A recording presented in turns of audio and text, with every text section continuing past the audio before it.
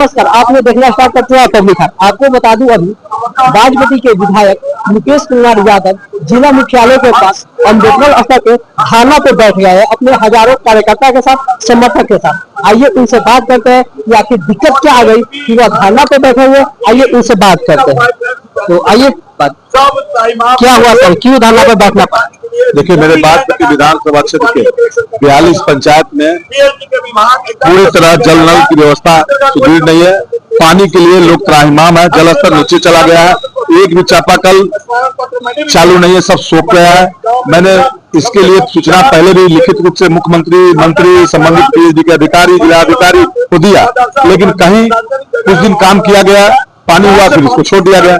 संबंधित विभाग के द्वारा, पीएचडी विभाग के द्वारा पंचायती राज से लेकर टेंडर भी किया गया, टेंडर मुहैया भी किया गया, उसके लिए पैसा भी आवंटित कर दिया गया, लेकिन 5 महीना से जो नल जल की व्यवस्था है उस ग्रिड किसी वार्ड में सुचारू रूप से नहीं चल रहा है और जनता पानी पीने के लिए त्राहिमाम है। इसके लिए हमने जिलाधिकारी को स्मारक पत्र दिया और नहीं ठीक किया, इसके लिए हम आमरण अनशन में बैठे हैं। सरकार से जिलाधिकारी के माध्यम से मैं मांग करता हूं कि हमारे 42 पंचायत में सुचारू रूप से अविलंब जब तक चालू नहीं कर देता है, नल जल के काम शुरू नहीं कर देता है सभी पंचायतों में मिस्त्री के द्वारा, तब तक हमारा आमरण अनशन चालू रहेगा। सरकार पूरे जिला को जिलाधिकारी मुआयना करवाकर और फसल क्षति सुखाड़ग्रस्त घोषित कर फसल के मुआवजा दिया जाए।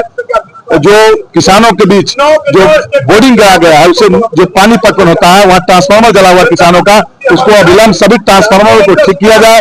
लगान जो खेती नहीं हुआ, धान की रोपनी नहीं हुआ है, इसीलिए 25-26 का लगान माफ किया जाए सरकार के द्वारा। और सब जो छूटे हुए बसावट है, जहां नल जल का पाइप नहीं गया है, वहां तत्कालिक हैंड पाइप देकर पानी जनताओं को मुहैया कराया जाए। ये सब व्यवस्था अगर सरकार शुरू नहीं करती है, प्रशासन शुरू नहीं करवाती है, तब तक हम आमरण अनशन पर बैठे रहेंगे। सर, आपके बाजपट्टी विधानसभा में लगभग सभी पंचायत में वही हाल है, पेयजल की स्थिति बनी हुई है? पूरी तरह सभी पंचायत में, कमोबेश सभी पंचायत में यही हाल। सर, बगल में जिला मुख्यालय है, अभी तक क्या आश्वासन मिला? ये सरकार में गूंगी बारी सरकार में क्षेत्र अवस्था में मुख्यमंत्री है, अधिकारी माल हो रहा है, इसमें क्या सुनेगा? सुनता तो हम लोग अनशन में बैठते हैं, 200 मीटर की दूरी पे है, हम अनशन में बैठे हुए हैं। ये गूंगी बारी सरकार, निकम्मी सरकार, निकम्मा प्रशासन अगर ठीक कर लेता तो आमरण अनशन में बैठने की थोड़ा जरूरी होता। ये हमारा जन्म सिद्ध अधिकार है, संविधान के द्वारा हमारा अधिकार है, जो संवैधानिक रूप से शांतिपूर्ण ढंग से आंदोलन करना, अनशन करना, गूंगी बारी सरकार को आंख खोलना और जनताओं के हित के काम करवाने के लिए ये हमारा संविधान में अधिकार है। उसी के तहत हम आमरण अनशन में बैठे।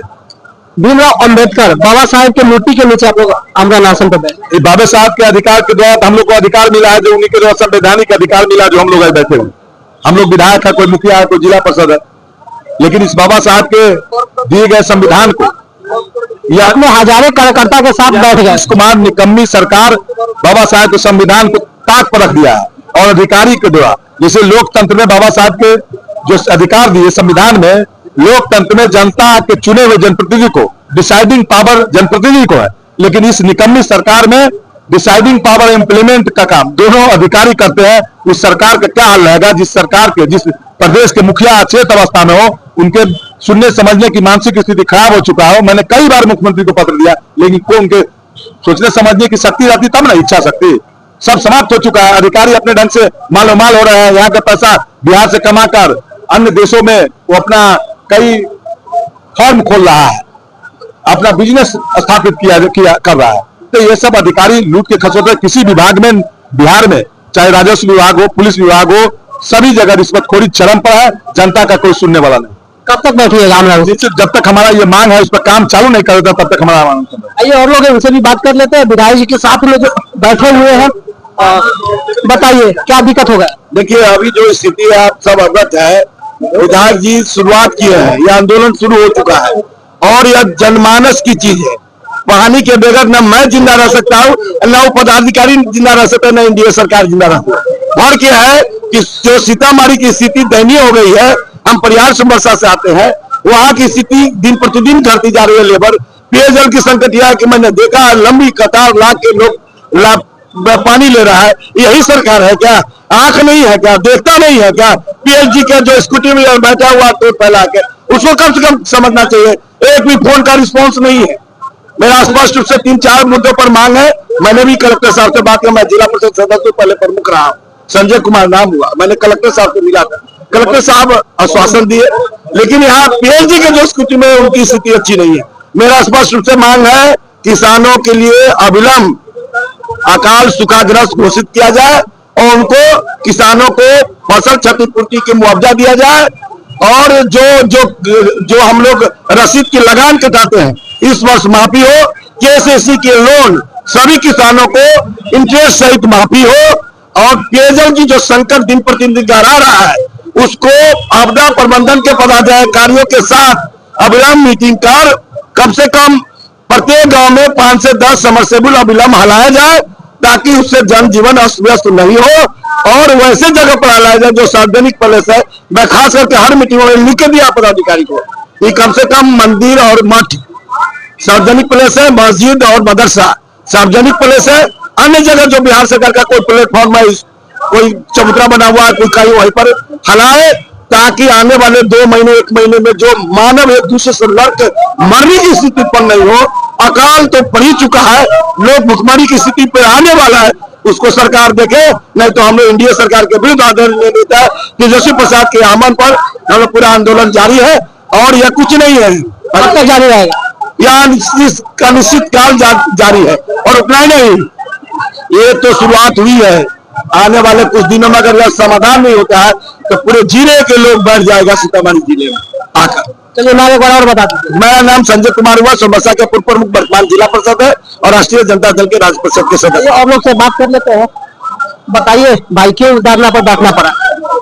अभी सीतामढ़ी जिले की जो स्थिति है वो जल के बिना लोग त्राहिमाम कर रहे हैं, मर रहे हैं, मरने के मतलब कगार पे आ गए हैं।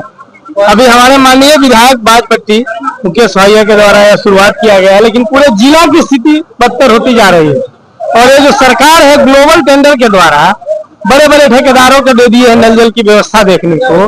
पंचायत स्तर पर जो वार्ड मेंबर कर रहे थे तो कुछ हद तक हाल इससे बेहतर था और यह सुविधा पंचायत स्तर पे इसको ठीक कराने के लिए छोटा छोटा मतलब ठेकेदार को देना चाहिए जो कि एक पंचायत में एक ठेकेदार रहे। लेकिन ये सरकार अपने फायदा के लिए, पदाधिकारी अपने फायदा के लिए ग्लोबल टेंडर करके बड़े बड़े लोगों को दे दिया। बड़े बड़े लोग इस छोटे काम में, उनका नाम क्या हुआ आपका? मैं आलोक कुशवाहा, मुखिया प्रतिनिधि लगमा पंचायत को। आइए और लोग से उनसे भी बात कर लेते हैं। क्या नाम हुआ? एडवोकेट परमीत कुमार मेरा नाम है। हम लोग अनिश्चित काल अनशन पे बैठे हुए हैं। क्यों बैठे हुए हैं? क्या दिक्कत आ गया? नल जल और जल की पीने वाले जल को मानव जीवन में बहुत आवश्यकता है और इस तरफ रहे मानव। बाजपट्टी विधानसभा में जितने भी 42 पंचायत है, 42 पंचायत के स्थिति एकदम गंभीर है। बाजपट्टी से एकदम बाजपट्टी से है। यहाँ पे जितने लोग बैठे हुए हैं जिले के लोग भी हैं और बाजपट्टी के हैं। बाजपट्टी में अतिशीघ्र इसका कोई ना कोई उपाय निकालना चाहिए। बहरी गूंगी और नालायक सरकार को, बदतमीज सरकार को, बेहूदी सरकार को, नीतीश कुमार का तो मानसिक संतुलन खो ही गया हुआ है। उनको ये पता नहीं है कि जिस कुर्सी पर वो बैठे हुए हैं आज, इसी जनता के वोट से लेकर के वो कुर्सी पे बैठे हैं, लेकिन इसी जनता को लात मार रहे हैं बीजेपी के साथ मिलकर के। इनका सबसे पहले जरूरी कि नल जल और 7 निश्चय योजना नहीं, 7 विनाश योजना चालू किए हैं ये। और नल जल इतनी घटिया स्थिति है, अब पानी के लिए तड़प रहे हैं लोग। हर एक मानव जीवन को पानी के लिए तड़पना। और मैं एडवोकेट हूँ, मैं कोर्ट जब आता हूँ तो मैं बिना नहाए हुए कोर्ट आ रहा हूँ। मैं पानी पीता हूँ, कैसे करके पीता हूँ आप मेरे पंचायत में, मेरे गांव में चल करके आप मुआयना करिए कि क्या स्थिति हो गया हुआ है। अभी इस चीज को गंभीरता से सरकार को लेनी चाहिए और अधिकारी और जितने भी प्रशासनिक विभाग है और पीएचडी वाले हैं, इन सब का आदत ऐसी है। कब तक जारी रहेगा अनशन, बता दीजिए? जब तक ये उपाय नहीं कर लेते हैं, ये हमको आश्वासन नहीं देते हैं और काम चालू नहीं करते हैं पूरे 42 पंचायत में, तब तक ये अनशन जारी रहेगा। और जिस हद तक जाना होगा उस हद तक जाएंगे। और ये सरकार जो है सो लूट और कूट की सरकार है। हम इसको कूटने का काम करेंगे अपनी आवाज से और ताकत से। और जो बाबा साहब के सामने हम लोग बैठे हुए हैं, जो इस संविधान की ताकत दिए हैं, उससे इनको हम कूटने का काम करेंगे और इलाज कर देंगे। और इस बाजपट्टी विधानसभा से बुगुल फुकाएगा और 2025 के विधानसभा में इसको 243 फिर से मुकेश, निश्चित मुकेश। विधायक का मतलब ही मुकेश, विधायक का मतलब ही मुकेश। अगर किसी को पूछिएगा बाजपट्टी विधानसभा में जाकर के विधायक का मतलब क्या होता है तो मुकेश, हर एक बच्चा के नाम पे मुकेश का नाम है। और जितने सड़क ये बनवाए हैं आज अपने विधानसभा में 243 में आप देख लीजिए। और मीडिया के जितने लोग हैं, बड़े चैनल इंटरनेशनल, सबसे हम कहना चाहेंगे कि अब RTI से निकाल कर भी देख लीजिएगा कि सबसे ज्यादा सड़क अगर किन्हीं ने बनवाया 243 में तो बाजपट्टी विधानसभा है जो मुकेश कुमार यादव बनवाए। इस बात को समझना चाहिए और सोचना चाहिए। बीजेपी का विधायक कह रही थी कि हम 7 पुल बनवाए रहे, हमारे विधायक जी 26-27 पुलिया बनवाए। बाजपट्टी उत्तरी बेल्ट में देख लीजिए, मधुबन बाजार पे ऐसा पुल है जहाँ कितना वहां पे घटना हुई है और मर्डर हुई है, उसको पास करवाने का नीतीश कुमार से लड़ करके अपने रीजन में जब 17 महीना तेजस्वी जी रहे हैं तब करवाने का एक काम किए हैं। ये नीतीश कुमार को इस बार पत्ता साफ है और मानव जैसे तड़प रहा है पानी के लिए, इसको तड़पा दिया जाएगा इस बार 25 के चुनाव में। इस बात को निश्चित रूप से आप लोग जान लीजिए। तो चलिए, आप सुन रहे थे मुकेश कुमार विधायक को और उनके कार्यकर्ता को। वीडियो कहाँ से देखे कमेंट करके जरूर बताइएगा। फेसबुक पे देख रहे तो फॉलो कीजिएगा, यूट्यूब पे देख रहे तो लाइक कीजिएगा, सब्सक्राइब कीजिएगा। देखते रहिए हमारे चैनल पब्लिक हाट। बहुत बहुत धन्यवाद।